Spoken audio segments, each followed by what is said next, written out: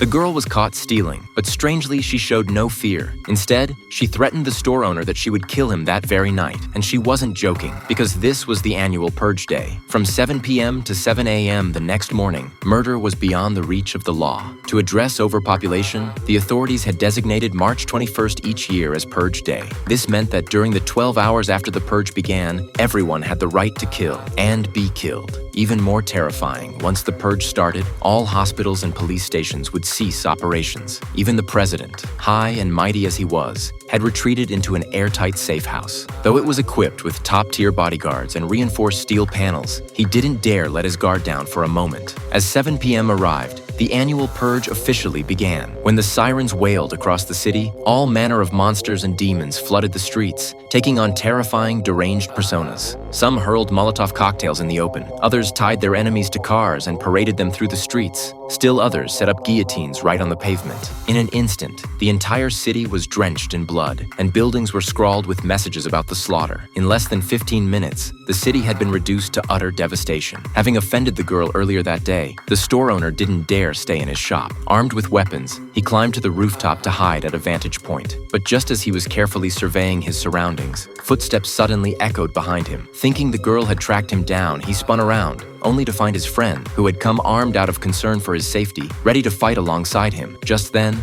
a horn blared from the street below. A car decked out in small lights slowly rolled into view. Before the two men could react, a group of young women in bizarre costumes stepped out, weapons in hand. The bloodstains on them made it clear that they had already claimed quite a few lives. When one of them removed her mask, the owner realized it was the very girl who had been stealing from his store. She had obviously come to settle the score. Meanwhile, the president wasn't safe in his secure bunker either. One of his bodyguards had secretly sent a message to the outside. Clearly, he had been bought off and had turned traitor. Fortunately, Jack, the president's personal bodyguard, walked in at that moment, unaware that two of his colleagues had already betrayed them. Soon, a group of armed militants arrived downstairs. Working in coordination with the traitors inside, they breached the safe house with ease. Once they learned which room the president was in, the armed squad moved in immediately. But Jack had just noticed something on the surveillance monitors. All the guards outside were lying on the ground, seemingly asleep. Sensing something was wrong, he rushed back to the president's room, quickly helped him into a bulletproof vest, pulled open a hidden hatch beneath the carpet, and safely escorted him down to the first floor.